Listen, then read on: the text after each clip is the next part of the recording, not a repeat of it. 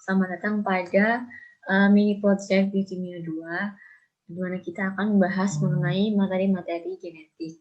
Sebelum kita lanjut ke pembahasan kita, nama saya Fauzia Hanin Zulfa dari TK 2019, dan selamat datang pada pembahasan kali ini. Untuk materi yang pertama, yaitu membahas tentang struktur dan fungsi nukleus. Seperti yang kita tahu, nukleus merupakan organel terbesar yang berada di dalam sel. Nukleus ini biasanya terletak di tengah, seperti gambar ini, berada di tengah dan berbentuk oval atau bulat. Namun, nukleus ini memiliki beberapa bagian penting, seperti membran nukleus, nukleoplasma, nukleolus, dan kromosom. Untuk membran nukleus itu sendiri atau inti selaput merupakan bagian terluar yang memisahkan antara nukleoplasma dengan sitoplasma. Selaput inti ini terdiri atas dua lapisan membran atau bilaminer, dengan setiap lapis merupakan lapisan bilayer. Berdasarkan ada tidaknya selaput inti, sel dibagi menjadi dua, yaitu sel prokariotik dan sel eukariotik, di mana sel prokariotik itu memiliki selaput inti dan eukariotik memiliki selaput inti. Kemudian yang kedua adalah nukleoplasma. Nukleoplasma ini adalah cairan inti atau kariotin yang bersifat transparan dan semi solid atau kental. Di dalam nukleoplasma terkandung kromatin, granula, nukleoprotein, dan senyawa kimia kompleks. Yang ketiga adalah nukleolus.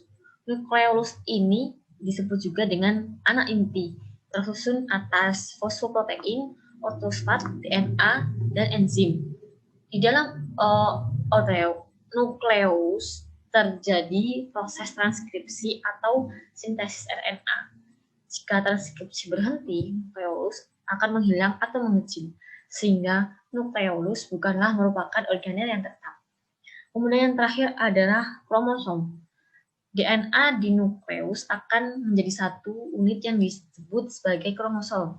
Di dalam kromosom ini terdapat informasi-informasi genetik, dan jumlahnya itu beraneka ragam. Seperti manusia. Manusia itu terdiri dari 46 kromosom atau 23 pasang. Seperti nyamuk itu ada 8 dan sapi ada 60. Sehingga dapat kita simpulkan bahwa fungsi nukleus ini adalah yang pertama pengatur pembelahan sel, yang kedua pengendali seluruh kegiatan sel, misalnya memasukkan RNA dan unit ribosom ke dalam sitoplasma, dan pembawa informasi genetik.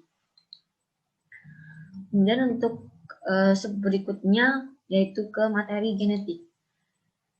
Untuk yang pertama kita akan membahas tentang kromosom. Istilah kromosom ini berasal dari kata kroma dan soma, yang berarti warna dan badan. Menurut istilah, kromosom adalah benda-benda halus yang berbentuk lurus seperti batang atau bengkok yang terdiri dari zat yang mudah mengikat atau zat mengikat warna yang di dalam nukleus. Kromosom ini berfungsi sebagai pembawa sifat individu dan membawa informasi genetik karena di dalam kromosom terdapat gen. Bagian-bagian kromosom terdiri seperti gambar ini, banyak ada satelit, kromomer, kromonema, matriks, telomer, sentromer, spindel, kinetokor, dan restriksi sekunder. Yang pertama ialah sentromer atau restriksi primer. Sentromer ini adalah daerah lekukan atau konstriksi di sekitar pertengahan kromosom. Tapi nggak mesti di tengah sih. Tapi ini di dalam dekatnya kromosom sentromer ini terdapat kinetokor. Kinetokor ini adalah daerah pelekatan benang-benang spindel dan tempat melekatnya lengan kromosom. Tonjolan dekat sentromer ini berfungsi untuk melekatnya benang spindel. Kemudian lengan kromosom. Lengan kromosom ini ada dua, di atas dan di bawah ini, tersusun atas laput, matriks atau cairannya, dan kromonema. Kemudian kromonemata ini adalah benang pita berbentuk spiral dalam tahapan kromosom awal atau pemintalan kromatid. Kemudian selanjutnya yaitu kromomer. Kromomer adalah struktur berbentuk manik-manik yang merupakan akumulasi materi kromatin, bahan protein yang mengendap di dalam kromonemata atau penebalan kromonemata. Kemudian selanjutnya adalah telomer. Telomer adalah daerah ujung kromosom yang berfungsi untuk menjaga stabilitas bagian ujung kromosom agar DNA tidak terurai.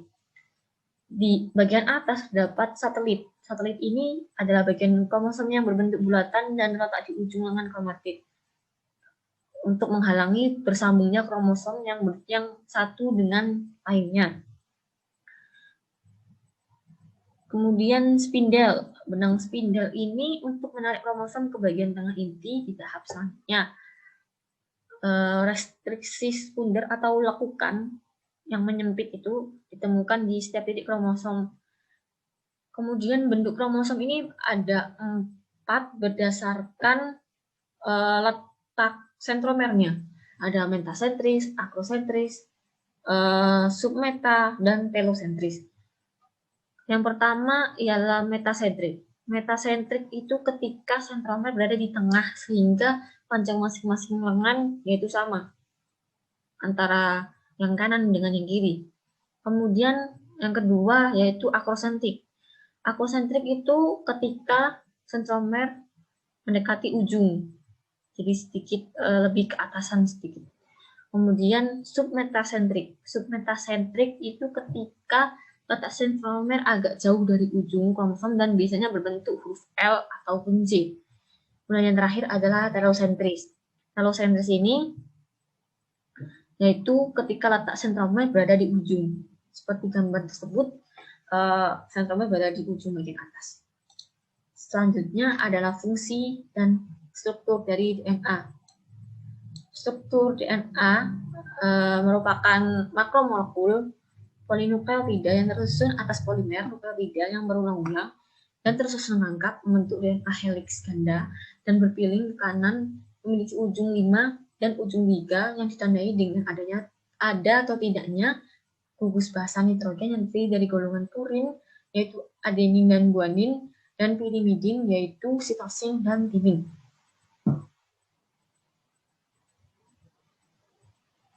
Fungsi dari DNA itu sendiri yaitu yang pertama mengidentifikasi orang atau individu karena urutan DNA setiap orang adalah unik dapat dicocokkan padanya seperti sidik jari.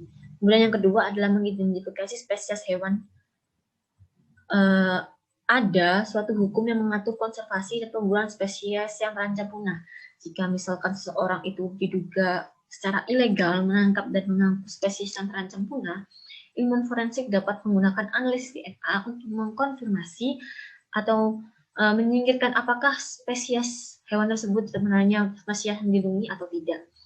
Yang ketiga yaitu aplikasi lainnya seperti butir DNA dapat digunakan untuk mengidentifikasi jenis bakteri atau parasit yang mungkin menyebabkan kematian seseorang. Informasi ini sangat berguna dalam kasus-kasus kelalaian medis atau orang tua. Asal-usul bahan habis pakai mahal seperti minuman keras dan karifos atau diverifikasi menggunakan analisis DNA. Terakhir, sampel DNA dapat membantu para profesional medis menemukan donor organ untuk orang-orang yang membutuhkan transplantasi organ untuk bertahan hidup. Yang selanjutnya yaitu struktur dan fungsi RNA. Struktur dari RNA itu sendiri sama seperti halnya DNA, merupakan polimer panjang namun tidak bercabang dan terdiri dari nukleotida dan nukleotida yang bersambung dengan ikatan 3 dan 5 fosfodiester. Struktur kovalen RNA berbeda dengan DNA dalam dua hal, sebagaimana terbaca dari namanya, unit-unit gula dalam RNA berupa ribosa, bukan deoksiribosa. Ribosa mengandung sebuah gugus 2 hidroksil yang tidak terdapat pada deoksiribosa. Perbedaan yang lain ialah bahwa satu dari keempat basa utama dari RNA adalah urasil yang menggunakan timin. Urasil seperti timin dapat membentuk pasangan basa dengan adenin, tapi tidak mengandung gugus metil yang terdapat pada timin. fungsi dari RNA, yaitu yang pertama mRNA atau messenger RNA, merupakan asam nukleat yang terbentuk pita tunggal dan merupakan RNA terbesar dan terpanjang yang bertindak sebagai pola cetakan pembentukan polipeptida. Fungsi utama mRNA adalah membawa kode-kode genetik dari DNA ke ribosom dan cetakan dalam sintesis protein. Kemudian yang kedua adalah RNA transfer atau tRNA, merupakan RNA terpendek yang bertindak sebagai penerjemah kodon dari mRNA. Selain itu, RNA berfungsi mengikat asam-asam amino yang akan disusun menjadi protein dan mengangkutnya ke ribosom. Pada tRNA terdapat bagian yang berhubungan dengan kodon yang disebut antikodon dan bagian yang berfungsi sebagai pengikat asam amino. Kemudian yang ketiga yaitu rRNA atau ribosomal RNA. Ribosomal RNA ini merupakan RNA yang terbanyak dan penyusun dari ribosom. RNA ini berupa pita tunggal, tidak bercabang, dan fleksibel. Lebih dari 80% RNA merupakan rRNA dan berfungsi untuk membentuk ribosom, mengatur sintesis protein, dan bergabung dengan asam amino untuk membentuk berbagai macam protein non-esensial. Selanjutnya adalah aliran informasi genetik. Arah arus informasi genetik terdapat 3 proses, yaitu replikasi, transkripsi, dan translasi. Di mana replikasi itu sendiri merupakan perangkaian secara linear monomer DNA untuk membentuk replikat atau kopi yang tepat dari rangkaian struktur DNA yang lama. Sedangkan transkripsi merupakan perangkaian secara linear satuan monomer RNA atau ribonukleotida dengan menggunakan suatu bagian khas yang kecil dari untaian DNA sebagai model. Kemudian translasi yaitu perangkaian secara linear monomer-monomer asam amino dengan menggunakan satu jenis khas RNA sebagai cetakan dan jenis khas RNA lain sebagai pembawa dan pengubah asam amino. Yang pertama yaitu replikasi DNA. Replikasi DNA yaitu bagian penggandaan rantai ganda DNA pada sel. Replikasi DNA terjadi sebelum pembelahan sel. Penggandaan tersebut memanfaatkan enzim DNA polimerase yang membantu pembentukan balikan sel nukleotida penyusun polimer DNA. Urutan replikasi DNA yang pertama yaitu inisiasi. Inisiasi yaitu proses pemutusan ikatan hidrogen yang berhubungan dua basa nitrogen dimulai dari tempat lokasi yang tidak bisa dikenali. Pemutusan ikatan ini dilakukan oleh enzim helikase. Setelah ikatan terlepas, ada protein SBB di rantai tersebut yang berfungsi mencegah basa nitrogen untuk berikatan kembali. Kemudian proses yang kedua yaitu tahap sintesis. Tahap sintesis ini terdiri dari sintesis primer, sintesis landing strand, dan sintesis lagging strand. Sintesis primer yaitu ketika RNA polimerase mensintesis bentengan-bentengan pendek RNA ke untaian DNA yang ada. DNA polimerase platform digunakan untuk menyalin rantai DNA. Setelah primer terbentuk di kedua untai, DNA polimerase akan memperpanjang primer menjadi untaian DNA baru. Sedangkan sintesis landing strand, ketika DNA polimerase dapat menambahkan nukleotida baru pada ujung 3 dan untaian yang ada, karena itu dapat mensintesis DNA dalam antara 5-3 saja. Walaupun demikian, untaian DNA berjalan di arah yang berlawanan dan sintesis DNA pada satu untaian terjadi terus-menerus. Kemudian, sintesis lagging strand terjadi pada untaian yang berlawanan ketika DNA disintesis secara terputus dengan menghasilkan serangkaian fragmen kecil dari DNA baru ke dalam arah 5-3. Fragmen ini disebut dengan Okazaki, kemudian akan bergabung untuk membentuk lagging strand.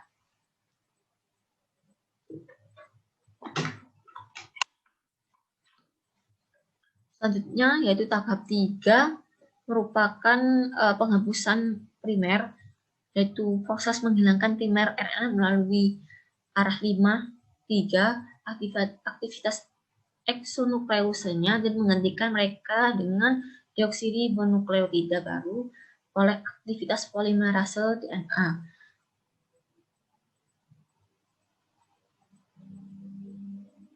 Kemudian tahapan keempat yaitu ligasi atau pembentukan ikatan fosfodiester antara 5 fosfat dan 3 gugus sitosis fragmen yang berdekatan. Enzim ligase mengidentifikasi celah tersebut dengan menciptakan ikatan fosfodiester antara 5 dan 3 gugus sitosin fragmen yang berdekatan. Kemudian tahapan kelima yaitu pemutusan. Replikasi ini menghentikan di lokasi terminasi khusus yang terdiri dari urutan nukleotida yang unik. Urutan ini diidentifikasi oleh protein khusus yang disebut TUS, yaitu secara fisik menghalangi jalur helikase sehingga helikase bertemu protein. Terus itu jatuh bersama dengan untaian tunggal protein pengikat. Poin penting dari replikasi DNA ini yaitu replikasi DNA terjadi pada dua arah yang berlawanan atau yang berbeda. Setiap pemanjangan sebuah rantai DNA baru akan diawali oleh primer, dan enzim DNA polimerase hanya aktif melakukan replikasi DNA pada arah 3 sampai 5 rantai DNA. Dengan demikian, proses pemanjangan rantai nukleotida berjalan normal pada salah satu rantai DNA saja. Fragmen yang telah terputus akan disambung dengan enzim ligase. Kemudian transkripsi. Transkripsi adalah proses pembentukan RNA dari salah satu pita cetakan DNA atau DNA sense.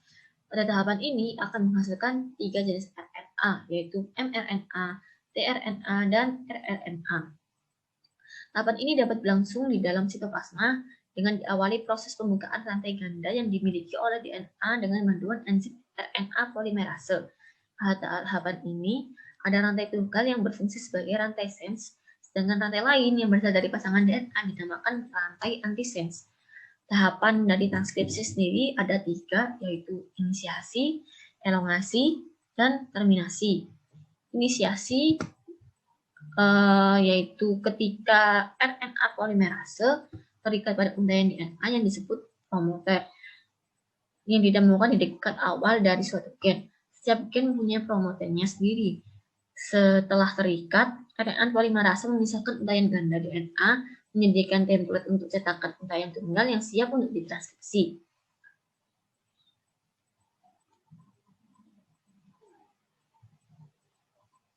Nukleosida trifosfat pertama akan diletakkan di tapak inisiasi dan sintesis RNA pun akan segera dimulai.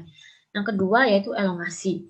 Elongasi merupakan pengikatan enzim RNA polimerase beserta kofaktornya pada untaian DNA cetakan, membentuk kompleks transkripsi. Selama sintesis RNA berlangsung, kompleks transkripsi akan bergeser di sepanjang molekul DNA cetakan, sehingga nukleotida demi nukleotida akan dinamakan kepada untaian RNA yang sedang diperpanjang pada ujung tiganya.